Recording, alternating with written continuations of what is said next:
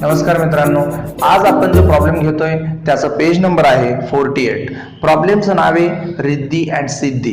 मग आता या प्रॉब्लेम मध्ये तुम्हाला जो ट्रायल बॅलन्स दिला आहे तो 31 मार्च 2019 चा दिला आहे आणि यामध्ये जर्नल फॉर्मॅटनुसार थोडक्यात ट्रायल बॅलन्स दिलेला आहे, परंतु डेबिट आणि क्रेडिट हे आपल्याला स्पष्ट कळणारच आहे, त्यामुळे त्यामध्ये काही अडचण येणार नाही. मग आता मी डेबिट बॅलन्सेस आणि क्रेडिट बॅलन्सेस हे सोबतच वाचतो, कारण ते त्याच पद्धतीने दिलेले आहे आपल्याला, आणि वाचता वाचताच मी तुम्हाला त्याची पोस्टिंग पण सांगतो, तुम्ही त्याकडे लक्ष द्या. डेबिट बॅलन्सेस मध्ये त्यांनी सुरुवातीला दिलाय स्टॉक 1 एप्रिल 2018. हा तुमचा ओपनिंग स्टॉक आहे आणि म्हणून या ओपनिंग स्टॉकला तुम्ही ट्रेडिंग अकाउंटच्या डेबिट साइडला पोस्ट करायचंय. त्याच्यानंतर पुढे तुम्हाला दिलंय कॅपिटल. कॅपिटल ही आपली फर्मची लॅबिलिटी असते आणि त्यामुळं याचा क्रेडिट बॅलन्स आहे हे लॅबिलिटी साइडला पोस्टिंग होईल रिद्धी आणि सिद्धीचं. त्याच्यानंतर पुढे पॉईंट दिलाय तुम्हाला परचेस. परचेस हा ट्रेडिंग अकाउंटच्या डेबिटला पोस्ट होईल. वेजेस हा सुद्धा ट्रेडिंग अकाउंटच्या डेबिटला पोस्ट होईल. कॅरेज इनवर्ड हा सुद्धा ट्रेडिंग अकाउंटच्या डेबिटला पोस्ट होईल. त्याच्यानंतर पुढे दिले सन्ड्री क्रेडिटर. क्रेडिटर म्हणजे आपल्या व्यवसायाला पुरवलेल्या मालाबद्दल त्या व्यक्तींना दिलं जाणारं पेमेंट, याला आपण फर्मची लॅबिलिटी म्हणतो आणि त्याच्यामुळे क्रेडिटरची पोस्टिंग लॅबिलिटी साइडला होईल. त्याच्यानंतर पुढे तुम्हाला दिले बिल्स पेएबल. पेएबल असल्या कारणाने ही सुद्धा तुमची लॅबिलिटी आहे आणि म्हणून याची पोस्टिंग लॅबिलिटी साइडला होईल. त्याच्यानंतर पुढे तुम्हाला दिले cash in hand. Cash in hand ही आपली असेट आहे, त्यामुळे याची पोस्टिंग असेटला होईल. त्याच्यानंतर पुढे दिले तुम्हाला इन्शुरन्स. इन्शुरन्स हा इनडायरेक्ट एक्सपेन्सेस आहे, प्रॉफिट अँड लॉस अकाउंटच्या डेबिट साइडला पोस्ट होईल. त्याच्यानंतर पुढे दिले तुम्हाला सन्ड्री डेटर. सन्ड्री डेटर ही तुमच्या फर्मची असेट आहे, कारण डेटर म्हणजे आपले कस्टमर असतात का ज्यांच्याकडून आपल्याला पैसे मिळतात आणि त्याच्यामुळं डेटर ही आपली असेट आहे, असेट साइडला पोस्ट होईल. त्याच्यानंतर पुढचा पॉईंट आहे बँक ओव्हरड्राफ्ट. ओव्हरड्राफ्ट म्हणजे जास्त काढलेले पैसे आणि त्यामुळे ती फर्मला रिटर्न करावे लागतात, त्यामुळे ती त्यांची लॅबिलिटी आहे, याची पोस्टिंग लॅबिलिटी साइडला होईल. त्याच्यानंतर पुढे दिले तुम्हाला कॅरेज आउटवर्ड. मगाशी आलं होतं ते इनवर्ड होतं, म्हणजे जो माल आपण रॉ मटेरियल परचेस करतो ते रॉ मटेरियल आणण्यासाठी जे भाडं लागतं त्याला आपण कॅरेज इनवर्ड म्हणतो आणि त्यामुळे ते उत्पादनाशी प्रत्यक्ष रिलेटेड असतं, म्हणून कॅरेज इनवर्ड हे ट्रेडिंग अकाउंटच्या डेबिटला पोस्टिंग होतं. परंतु आता कॅरेज आउटवर्ड दिलंय. आउटवर्ड म्हणजे जो माल आपला मॅन्युफॅक्चर झालेला आहे, बनलेला आहे, त्या मालाला आपल्याला आता सेल करण्यासाठी बाहेर विकायचा आहे आणि त्यासाठी आपण जो आपण वाहतुकीचा वस्तू बाहेर नेण्यासाठी जो खर्च करतो त्याला आपण कॅरेज आउटवर्ड म्हणतो आणि त्यामुळं तो आपला इनडायरेक्ट एक्सपेन्सेस आहे, उत्पादनाशी प्रत्यक्ष रिलेटेड ती ऍक्टिव्हिटी नाहीये आणि त्यामुळं तो इनडायरेक्ट एक्सपेन्सेस आहे, म्हणून त्याची पोस्टिंग प्रॉफिट अँड लॉस अकाउंटच्या डेबिट साइडला होईल. त्याच्यानंतर पुढे तुम्हाला दिलंय लँड अँड बिल्डिंग. बिल्डिंग आपली फर्मची असेट आहे, असेटला पोस्टिंग होईल. त्याच्यानंतर फर्निचर. फर्निचर सुद्धा असेट आहे, असेटला पोस्टिंग होईल. त्याच्यानंतर पुढे सेल. सेल तुमचा डायरेक्ट इन्कम आहे, ट्रेडिंग अकाउंटच्या क्रेडिटला पोस्टिंग होईल. त्याच्यानंतर पुढे दिले तुम्हाला परचेस रिटर्न. आता परचेस रिटर्न जे परचेस आहे आपल्याला त्यातून आपण हा माल रिटर्न केलेला आहे, त्यामुळे परचेस रिटर्न परचेस मधून लेस करावं लागेल, म्हणून परचेसला वरती स्टार करा आणि व्यवस्थित ध्यानात ठेवा. त्याच्यानंतर पुढे सेल्स रिटर्न आहे. सेल्स रिटर्न सुद्धा सेल आपण जो केलेला होता तो सेल्स रिटर्न आलेला आहे, त्यामुळे सेल मधून त्याला लेस करावं लागेल, याचाही स्टार सेलला करून ठेवा, म्हणजे सेल मधून लेस करण्यासाठी सोपं जाईल. त्याच्यानंतर पुढे दिलंय तुम्हाला रेंट. आता रेंटचा क्रेडिट बॅलन्स आहे, याचा अर्थ रेंट आपल्याला इन्कम झालेला आहे, मिळालेला आहे आणि त्यामुळं याची पोस्टिंग प्रॉफिट अँड लॉस अकाउंटच्या क्रेडिट साइडला करायची. त्याच्यानंतर पुढे तुम्हाला दिलाय बॅड डेब्ट्स. बॅड डेब्ट्स हा इनडायरेक्ट एक्सपेन्सेस आहे तुमचा, प्रॉफिट अँड लॉस अकाउंटच्या डेबिट साइडला रेकॉर्ड करायचा. त्याच्यानंतर पुढे आरडीडी दिलेला आहे. आरडीडी हा सुद्धा तुम्हाला ट्रायल बॅलन्स मध्ये दिलेला आरडीडी आहे. ऍडजस्टमेंट मधला आरडीडी आल्यानंतर त्या ऍडजस्टमेंट मधल्या आरडीडीतून या आरडीडीला तुम्हाला लेस करावं लागेल, तर याला स्टार करून ठेवा. सध्या जेव्हा आपण ऍडजस्टमेंट मधला आरडीडी येईल तेव्हा आपण त्याचं काम व्यवस्थित करू. त्याच्यानंतर पुढे तुम्हाला दिलाय डिस्काउंट. आता डिस्काउंटचा दोन्ही बॅलन्स दिलेला आहे, डेबिट बॅलन्स दिला आहे, क्रेडिट बॅलन्स दिलेला आहे. सिंपल गोष्ट आहे, डिस्काउंट तुमचा इनडायरेक्ट एक्सपेन्सेस किंवा इन्कम असतो. मग एक्सपेन्सेस इन्कम कसे ओळखायचे, तर डेबिट बॅलन्स म्हणजे एक्सपेन्सेस आणि क्रेडिट बॅलन्स म्हणजे इन्कम. मग डेबिट बॅलन्स मधला एक्सपेन्सेस आहे म्हणून त्याची पोस्टिंग प्रॉफिट अँड लॉस अकाउंटच्या डेबिटला करायची आणि क्रेडिट मधला हा इन्कम आहे, त्यामुळे त्याची पोस्टिंग प्रॉफिट अँड लॉस अकाउंटच्याच क्रेडिटला करायची. मग सिंपल लॉजिक आहे, डिस्काउंट हा प्रॉफिट अँड लॉसला रेकॉर्ड करायचा, परंतु डेबिट बॅलन्स आला तर डेबिट साईडला आणि क्रेडिट बॅलन्स आला तर क्रेडिट साईडला. त्याच्यानंतर पुढचा पॉईंट आहे ट्रॅव्हलिंग एक्सपेन्सेस. हा तुमचा एक्सपेन्सेस आहे, प्रॉफिट अँड लॉस अकाउंटच्या डेबिट साईडला रेकॉर्ड होईल. त्याच्यानंतर पुढे ऍडव्हर्टाइजमेंट, हा पण तुमचा एक्सपेन्सेस आहे, प्रॉफिट अँड लॉस अकाउंटच्या डेबिट साईडला रेकॉर्ड होईल. मग अशा पद्धतीने मी तुम्हाला ट्रायल बॅलन्स थोडक्यात समजून सांगितलेला आहे. आता मात्र खाली दिलेले ऍडजस्टमेंट आपल्याला समजून घ्यायचे आहे आणि वरती स्टार सुद्धा करायचं आहे. मग आता पहिली ऍडजस्टमेंट तुमची नेहमीप्रमाणे क्लोजिंग स्टॉक आहे. क्लोजिंग स्टॉक हा फर्मचा शेवटचा स्टॉक असतो आणि त्यामुळं त्याला आपण ट्रेडिंग अकाउंटच्या क्रेडिट साईडला लिहितो आणि सेकंड इफेक्ट असेट साईडला देतो. त्यामुळे इथं नॉर्मल पेन्सिलने तुमच्या नोटबुकमध्ये लिहून ठेवा ट्रेडिंग अकाउंटची क्रेडिट आणि बॅलन्स शीटची असेट. त्यानंतरची दुसरी ऍडजस्टमेंट आहे outstanding expenses, wedges 700 and travelling expenses 200. Wedges आणि ट्रॅव्हलिंग एक्सपेन्सेस यावरती ऍडजस्टमेंट आहे, त्यामुळं वेजेस आणि ट्रॅव्हलिंग एक्सपेन्सेसला स्टार करा. आधी ट्रायल बॅलन्स मध्ये जे वेजेस दिलेले आहे, ट्रॅव्हलिंग एक्सपेन्सेस दिलेला आहे, त्याला स्टार करा आणि मग आता ऍडजस्टमेंट समजून घ्या. वेजेस आणि ट्रॅव्हलिंग एक्सपेन्सेस हे आउटस्टँडिंग आहे. आउटस्टँडिंगचा अर्थ हे देणं आहे, याचाच अर्थ इतके पैसे अजून द्यायचे राहिलेले आहे, त्यामुळे आउटस्टँडिंगला आपण ऍड करतो.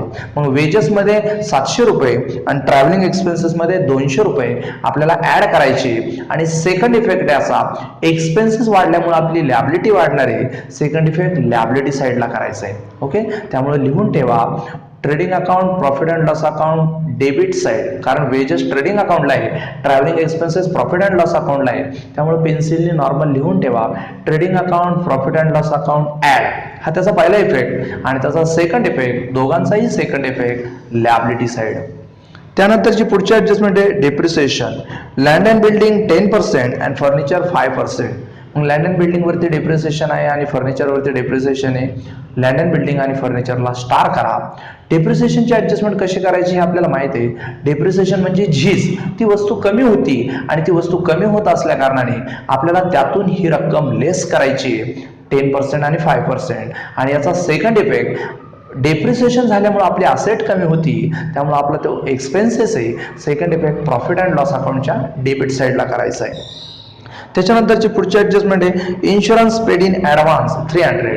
आता इन्शुरन्सला स्टार करा आणि इन्शुरन्स मध्ये त्याने काय सांगितलंय, पेड इन ऍडव्हान्स. ऍडव्हान्स आहे, मग ऍडव्हान्स जर असेल तर तो आपण अर्थ असा घेत असतो की ऍडव्हान्स जास्त दिलेला आहे तो, आणि जर जास्त दिलेला असेल तर आपल्याला आता तो लेस करायचा आहे, कारण तो आता आपला खर्च नाहीये. मग आपण इन्शुरन्स मधून ते 300 रुपये लेस करणार आणि सेकंड इफेक्ट खर्च कमी झाल्यामुळे आपली प्रॉपर्टी वाढते, कारण तेवढे पैसे आपल्याकडे शिल्लक राहतात, त्यामुळे त्याचा सेकंड इफेक्ट आपण असेट साईडला करणार. मग लक्षात घ्या प्रॉफिट अँड लॉस अकाउंटला जे इन्शुरन्स आहे तिथून लेस करायचं आहे आणि सेकंड इफेक्ट असेटला द्यायचं आहे. त्याच्यानंतरची पुढची ऍडजस्टमेंट आहे goods ₹3,000 destroyed by fire and insurance company rejected the claim fully. म्हणजे त्यांनी असं सांगितलंय का गुड्स 3,000चा डिस्ट्रॉयड बाय फायर झालाय, आगीमध्ये माल जळाला आणि इन्शुरन्स क्लेम हा कंपनीने रिजेक्ट केलेला आहे. म्हणजे याचा अर्थ तुम्हाला पैसे मिळणार नाही. पैसे मिळणार नाही म्हणून असेट साईडला याचा इफेक्ट करायचा नाही. याचे दोनच इफेक्ट होतील. गुड डिस्ट्रॉयड झाला, माल व्यवसायातून जळाला म्हणजे व्यवसायातून गेला, याचा पहिला इफेक्ट होईल ट्रेडिंग अकाउंटच्या क्रेडिटला, कारण माल गेल्यानंतर आपण ट्रेडिंग अकाउंटच्या क्रेडिटला इफेक्ट करतो. मग पहिला इफेक्ट ट्रेडिंग अकाउंटची क्रेडिट आणि सेकंड इफेक्ट तो माल डिस्ट्रॉयड झाल्यामुळे आपला लॉस आहे, एक्सपेन्सेस आहे, second effect profit and loss अकाउंटच्या डेबिट साईडला करायचे. तर अशा पद्धतीने तुम्हाला काही दिलेल्या ह्या ऍडजस्टमेंट आहे, हे आपल्याला प्रॉब्लेम सोडवताना करायचे आहे. तर अशा पद्धतीने तुमचा ट्रायल बॅलन्स आणि ऍडजस्टमेंट होत्या. आता आपल्याला आखणी करायची आहे trading account, profit and loss account आणि बॅलन्स शीट. तुम्ही माझ्यासोबत आखणी करा. ओके.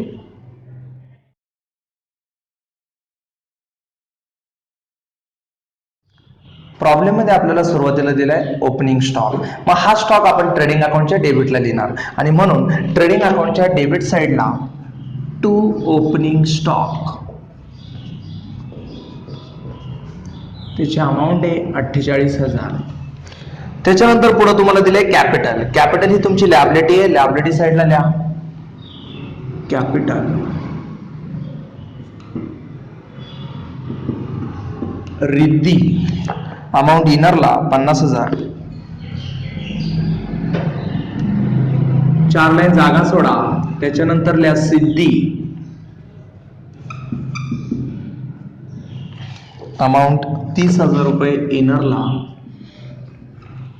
4 लाईन जागा सोडा. त्याच्यानंतर पुढे दिले तुम्हाला परचेस. परचेस हे ट्रेडिंग अकाउंटला रेकॉर्ड होईल. ट्रेडिंग अकाउंटच्या डेबिट साईडला टू परचेस त्याच्यावरती रिटर्न आलेलं आहे, त्यामुळं अमाऊंट इनरला 22,500. त्याच्याच खाली लेस परचेस रिटर्न. बघा पुढं प्रॉब्लेम मध्ये दिलेले तुम्हाला परचेस रिटर्न.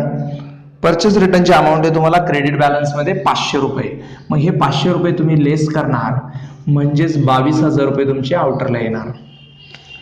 त्याच्यानंतर पुढे तुम्हाला दिले वेजेस. वेजेस सुद्धा ट्रेडिंग अकाउंटच्या डेबिटला लिहिलं जाईल. ट्रेडिंग अकाउंटच्या डेबिटला टू वेजेस अमाऊंट इनरला 800 रुपये. 1 लाईन जागा सोडून द्या. त्यानंतर पुढे कॅरेज इनवर्ड हे सुद्धा ट्रेडिंग अकाउंटला रेकॉर्ड होईल. ट्रेडिंग अकाउंटच्या डेबिट साईडला कॅरेज इनवर्ड अमाऊंट 1,000 रुपये आउटर. त्यानंतर पुढचा पॉइंट आहे सन्ड्री क्रेडिटर. ही आपली लॅबिलिटी आहे. लॅबिलिटी साईडला पोस्टिंग करा सन्ड्री क्रेडिटर्स अमाऊंट 27,600. त्यानंतर पुढे तुम्हाला दिले बिल्स पेएबल. ही पण लॅबिलिटी आहे. लॅबिलिटी साईडला पोस्टिंग करा बिल्स पेएबल 20,000. त्यानंतर पुढे तुम्हाला दिले कॅश. ही आपली असेट आहे. असेट साईडला रेकॉर्ड करा कॅश 2,850.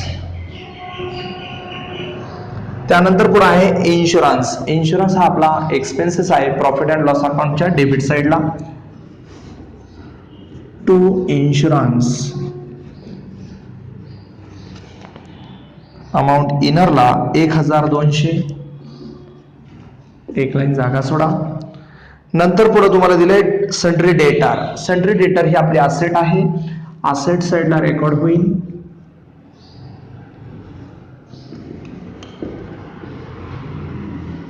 सन्ड्री डेटर्स अमाऊंट आहे 32,000.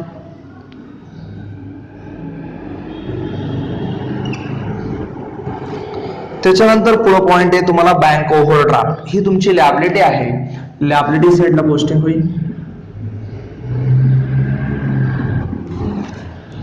अमाऊंट आहे 18,000.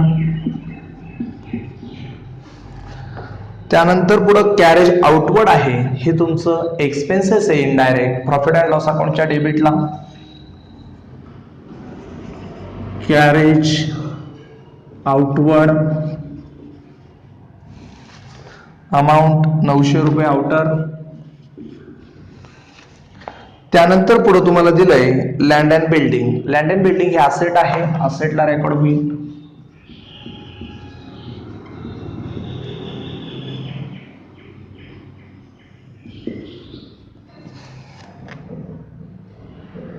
अमाऊंट आहे त्याची 42,500. त्यावरती ऍडजस्टमेंट आहे इनरला ठेवा. 1 लाईन जागा सोडा. पुढे आहे फर्निचर. फर्निचर सुद्धा तुमचं इनरला असेल 38,700. 1 लाईन जागा सोडा. नंतर पुढे तुम्हाला दिलाय सेल. सेल तुमचा डायरेक्ट इन्कम आहे ट्रेडिंग अकाउंटच्या क्रेडिटला. बाय सेल अमाऊंट इनरला 47,000. त्यातून लेस सेल्स रिटर्न 400 रुपये. सेल मधून सेल्स रिटर्न वजा करा 400 रुपये म्हणजेच 46,600 हे तुमचे बाहेर असतील. त्यानंतर पुढचा पॉइंट तुम्हाला दिलाय परचेस रिटर्न होतं ते झालंय. सेल रिटर्न झालंय. त्यानंतर रेंट आहे. रेंटचा क्रेडिट बॅलन्स आहे म्हणजे याचा अर्थ तो आपला इनडायरेक्ट इन्कम आहे प्रॉफिट अँड लॉस अकाउंटच्या क्रेडिटला. मग प्रॉफिट अँड लॉस अकाउंटच्या क्रेडिटला बाय रेंट 1800. त्याच्यानंतरचा पुढचा पॉइंट आहे बॅड डेट्स आणि RDD ला स्टार करून ठेवा. बॅड डेट्स आणि RDD आता आपल्याला चेक करायचं आहे. बॅड डेट्स आणि RDD याबाबत आपण प्रॉफिट अँड लॉस अकाउंटच्या डेबिट साईडला पोस्ट करत असतो. मग आता बॅड डेट्स हा तुमचा डेबिट बॅलन्स दिलेला आहे आणि RDDचा तुमचा क्रेडिट बॅलन्स दिलेला आहे. जेव्हा आपण डेबिट साईडला रेकॉर्ड करतो तेव्हा फॉर एक्झाम्पल लिहू नका, फॉर एक्झाम्पल या पद्धतीने आपलं वर्डिंग असतं बॅड डेट्स, त्याच्यामध्ये add new bad debts, add new RDD आणि त्यातून लेस असतो ओल्ड RDD म्हणजे ट्रायल बॅलन्स मधला RDD. या पद्धतीचं डेबिट साईडचं वर्डिंग आहे. परंतु आज आपल्याला न्यू RDD दिलेला नाहीये. ओके, न्यू बॅड डेट्स सुद्धा दिलेले नाहीये. ओनली अँड ओनली एक बॅड डेट्स आहे आणि ओनली अँड ओनली एक RDD आहे. परंतु बॅड डेट्स जे आहे प्रॉब्लेम मध्ये दिलेले ते तुम्हाला 300 रुपयाचे दिलेले आहे आणि प्रॉब्लेम मध्ये दिलेला RDD आहे तो 350 रुपयाचा आहे. म्हणजे थोडक्यात रिझर्व डाऊटफुल डेट्स, डाऊट तुमचा 350 रुपयाचा होता परंतु प्रत्यक्षात बॅड डेट्स तुमचे 300 रुपये झाले. मग आता इथं एक लक्षात येतं का डाऊट तुम्ही 350 रुपयाचा घेतलेला होता परंतु तुमचे प्रत्यक्षात बुडाले किती 300 रुपये. म्हणजेच याचा अर्थ वरचे 50 रुपये, बघा मुद्दा काय आहे, 350 रुपयाचा तुम्हाला RDD म्हणजे डाऊटफुल डेट आलेला होता परंतु प्रत्यक्षात तुमचा तेवढा डाऊट क्लिअर झालेला नाहीये. 350 पैकी 300 रुपयाचं तुम्हाला बॅड डेट झालेला आहे. याचा अर्थ तिथं 50 रुपये तुमचा इन्कम होतोय. मग इन्कम जर होत असेल तर त्याची पोस्टिंग तुम्हाला क्रेडिट साईडला घ्यावी लागेल. याचाच अर्थ जर RDD तुमचा मोठा आहे बॅड डेट्स पेक्षा तर तुम्हाला कॅल्क्युलेशन हे क्रेडिटला घ्यावं लागेल. आणि म्हणून प्रॉफिट अँड लॉस अकाउंटच्या क्रेडिट साईडला बाय RDD म्हणजे रिझर्व डाऊटफुल डेट्स 350 रुपये लेस बॅड डेट्स त्यातून प्रत्यक्षात झालेलं बॅड डेट्स 300 रुपये, याचाच अर्थ 50 रुपये तुमचा इन्कम झालेला आहे. मग हा इन्कम तुम्ही प्रॉफिट अँड लॉस अकाउंटच्या क्रेडिट साईडला रेकॉर्ड करायचे. आज अशा पद्धतीने लिहिता येणार नाही.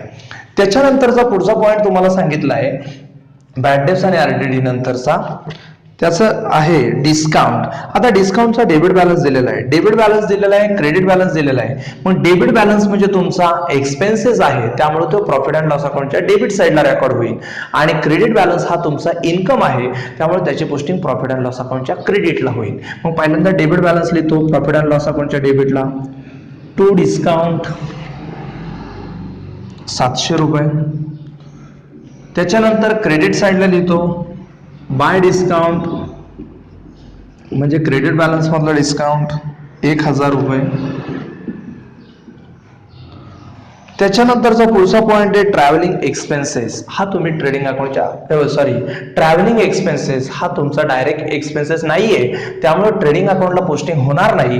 तो इनडायरेक्ट आहे कारण तो मॅन्युफॅक्चरिंग झाल्यानंतर करायचा असतो त्यामुळे त्याला आपण इनडायरेक्ट एक्सपेन्सेस म्हणतो. मग इनडायरेक्ट एक्सपेन्सेस आपण प्रॉफिट अँड लॉस अकाउंटच्या डेबिट साईडला रेकॉर्ड करतो आणि म्हणून प्रॉफिट अँड लॉस अकाउंटच्या डेबिट साईडला ट्रॅव्हलिंग एक्सपेन्सेस त्यावरती ऍडजस्टमेंट आहे, अमाऊंट इनरला ठेवा 250 रुपये. त्यानंतर पुढचा पॉइंट आहे ऍडव्हर्टाइजमेंट. हा तो सुद्धा तुमचा एक्सपेन्सेस आहे इनडायरेक्ट प्रॉफिट अँड लॉस अकाउंटच्या डेबिट साईडला रेकॉर्ड होईल. ऍडव्हर्टाइजमेंट अमाऊंट आहे 4150 रुपये.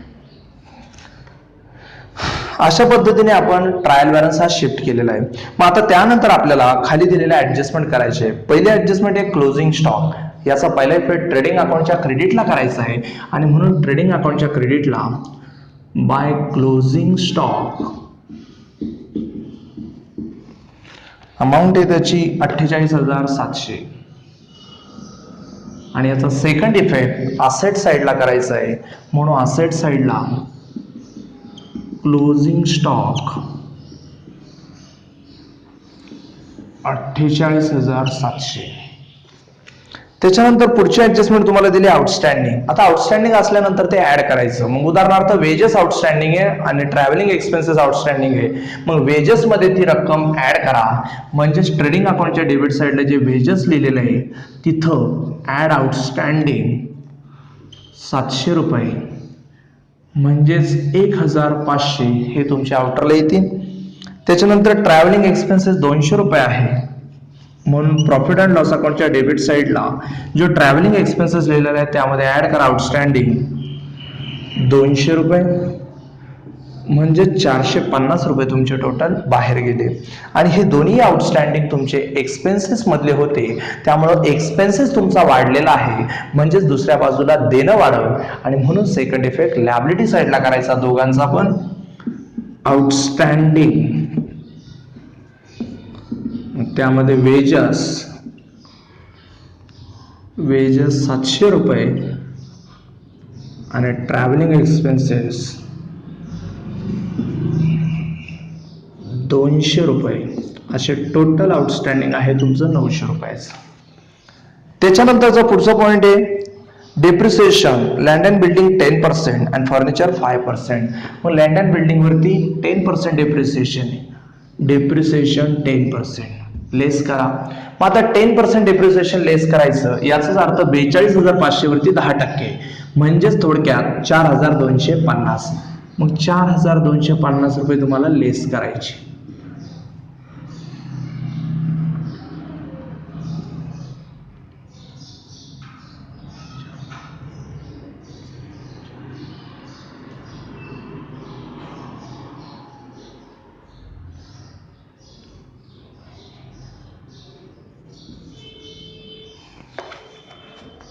₹38,250 हे तुमचे आउटरला येते. आणि त्याच्यानंतर तुम्हाला सांगितलंय पुढं फर्निचर वरती 5%. मग फर्निचरच्या तिथं लेस डेप्रिसिएशन 5%. मग आता 5% 10% येईल तुमचं 3,870 आणि 3,870च्या जर निम्मे केले तर तुम्हाला 5% कळतील. कारण 10% काढण्यासाठी आपण डिजिट शेवटचा एक कट करतो. मग शेवटचा एक जर डिजिट कट केला तर 3,870 आले. याच्या जर निम्मे केले म्हणजे 10%च्या जर निम्मे केले तर 5% प्राइस येईल. मग 3,870च्या निम्मे 1,935 रुपये. 1,935 रुपये हे तुमचं 5% येईल. मग 5% वाजव होईल आणि 36,765 रुपये हे तुमच्या आउटरला अमाऊंट बाहेर जाईल. 36,765 रुपये. मग फर्निचर मधून तुम्ही डेप्रिसिएशन लेस केलं आणि बिल्डिंग मधून सुद्धा डेप्रिसिएशन तुम्ही लेस केलं. मग आता हे जे डेप्रिसिएशन आहे याने आपली असेट कमी झाली याचा अर्थ आपला तो एक्सपेन्सेस आहे प्रॉफिट अँड लॉस अकाउंटच्या डेबिट साईडला त्या दोघांचाही सेकंड इफेक्ट द्यायचा. आणि म्हणून प्रॉफिट अँड लॉस अकाउंटच्या डेबिट साईडला टू डेप्रिसिएशन मग त्याच्यामध्ये फर्निचर 1,935 रुपये आणि लँड अँड बिल्डिंग 4,250. 5, 8, 9, 2, 11, 1,000, 4, 1, 5, 6, 6,185 रुपये टोटल डेप्रिसिएशन झालं. त्याच्यानंतर आता पुढची ऍडजस्टमेंट आपल्याला करायची. इन्शुरन्स पेड इन ऍडव्हान्स 300 रुपये. पेड इन ऍडव्हान्स आहे म्हणजे लेस करायचा आहे आपल्याला तो, कारण तो आपला एक्सपेन्सेस नाहीये म्हणून लेस ऍडव्हान्स 300 रुपये तुम्ही लेस करा इन्शुरन्स मधून म्हणजे 900 रुपये तुमचे आउटरला येतील. आणि ऍडव्हान्स असल्या कारणाने तुम्ही तो लेस केला मग खर्च तुमचा कमी झालेला आहे कारण प्रॉफिट अँड लॉस अकाउंटची डेबिट साईड तुमची एक्सपेन्सेस आहे. मग तो एक्सपेन्सेस पहिला 1,200 रुपये होता पण त्यामध्ये 300 रुपये ऍडव्हान्स आहे त्यामुळे आपण ते लेस केले म्हणजेच याचा अर्थ खर्च कमी केला. खर्च जर कमी केला तर आपली असेट वाढत असती आणि म्हणून सेकंड इफेक्ट असेटला करायचा. असेट साईडला इन्शुरन्स पेड इन ऍडव्हान्स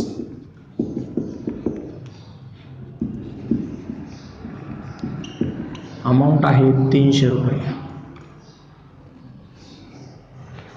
त्याच्यानंतर आता पुढची ऍडजस्टमेंट तुम्हाला करायची. Goods ₹3000 destroyed by fire and insurance company rejected the claim fully. याचा अर्थ इन्शुरन्स क्लेम नाहीये म्हणून असेट साईडला इफेक्ट द्यायचा नाहीये. मग दोनच इफेक्ट करायचे. गुड डिस्ट्रॉयड झाला म्हणजे माल व्यवसायातून जळाला, त्यामुळे याचा पहिला इफेक्ट ट्रेडिंग अकाउंटच्या क्रेडिटला करायचा आणि म्हणून ट्रेडिंग अकाउंटच्या क्रेडिटला good destroyed by fire, goods destroyed by fire amount आहे त्याची 3000. आणि याचा सेकंड इफेक्ट 3000चा माल फायर झाला म्हणजे आपला लॉस झाला. मग लॉस जर असेल, एक्सपेन्सेस जर असेल तर आपण त्याचा second effect profit and loss अकाउंटच्या डेबिटला करणार आणि म्हणून प्रॉफिट अँड लॉस अकाउंटच्या डेबिटला लॉस बाय फायर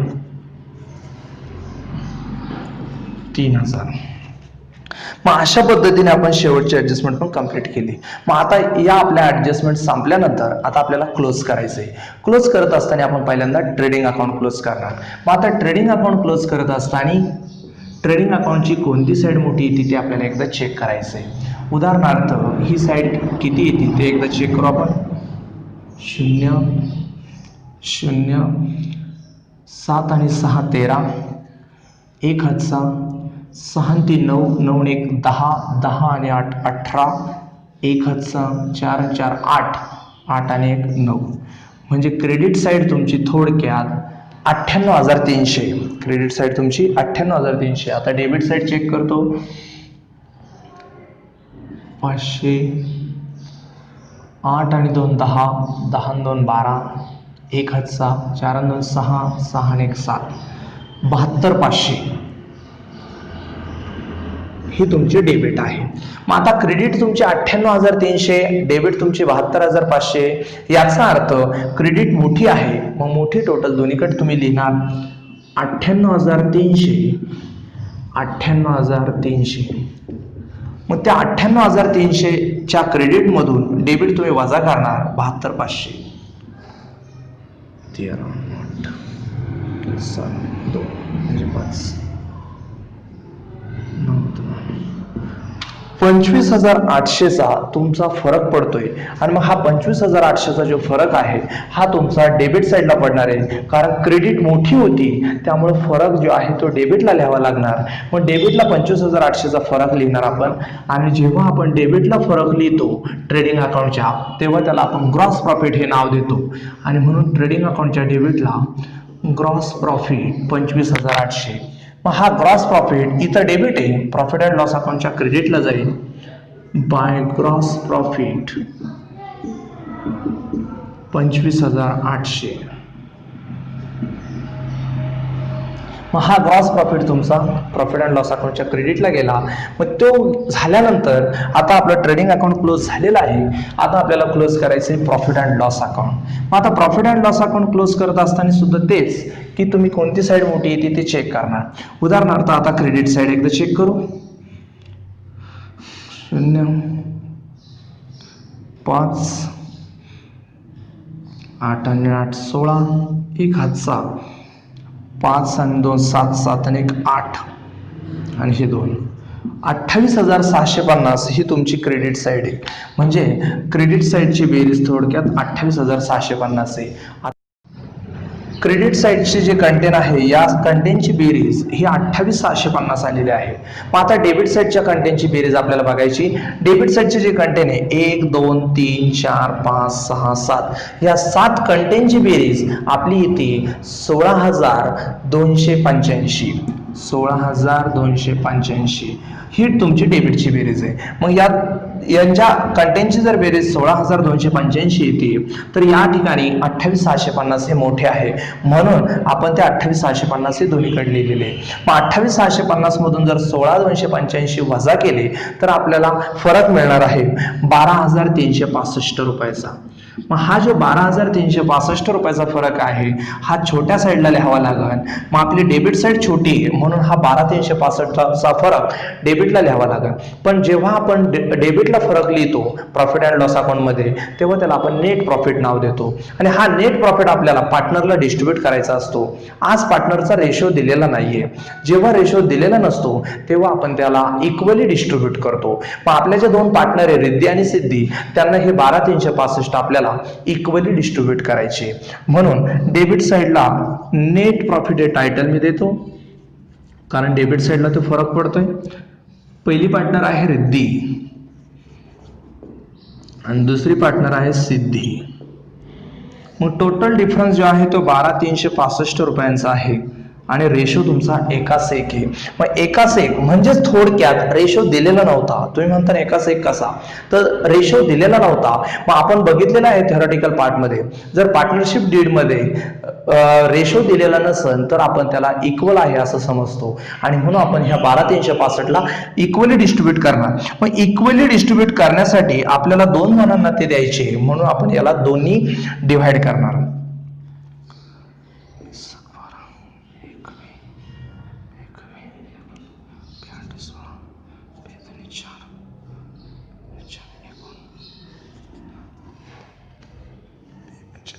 आता उत्तर तुमचं येत आहे 6,182. मग आता हे जे 6,182.5 येत आहे तर उत्तर पॉइंट मध्ये आलेलं आहे, म्हणून आपण वरचे जे 0.5 आहे हे थोडक्यात कट करणार आणि 6,182चा 1 भाग आला असं थोडक्यात आपण डिक्लेअर करणार. मग आता एकाला देणार आपण 6,182 आणि दुसऱ्याला देणार 6,183, कारण वरचे जे 50 पैसे आहेत ते आपल्याला थोडक्यात ऍडजस्ट करावं लागले.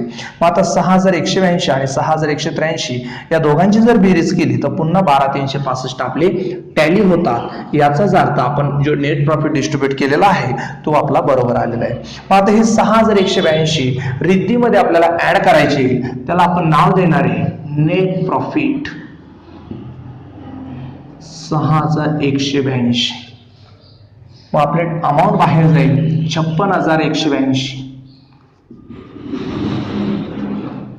आणि त्याच्यानंतर सिद्धीमध्ये पण ऍड नेट प्रॉफिट 6,183. 1 रुपया याला वाढवलेला आहे आपण, त्यामुळे याचे 6,183 असतील. अमाऊंट बाहेर येणार आपली 36,183. मग अशा पद्धतीने आपण नेट प्रॉफिट त्यांच्या कॅपिटलमध्ये ऍड केलेला आहे. मग तो नेट प्रॉफिट कॅपिटलमध्ये ऍड झाल्यानंतर आता आपल्याला बॅलन्स शीट टॅली करायची. मग आता बॅलन्स शीट टॅली करत असताना लायबिलिटी आणि असेट या तुमच्या सेम येणार आहे. 3 आणि 2 5, 8 आणि 8 16, 1 हातचा, 9 आणि 1 10, 10 आणि 8 18, 18ला 1 हातचा, 8 आणि 8 16, 16, 16 आणि 6 6 12, 16 अधिक 12, 6 2 8, 28, 28ला 2 हातचे, 5 आणि 2 7, 7 आणि 3 10, 10 आणि 5 15.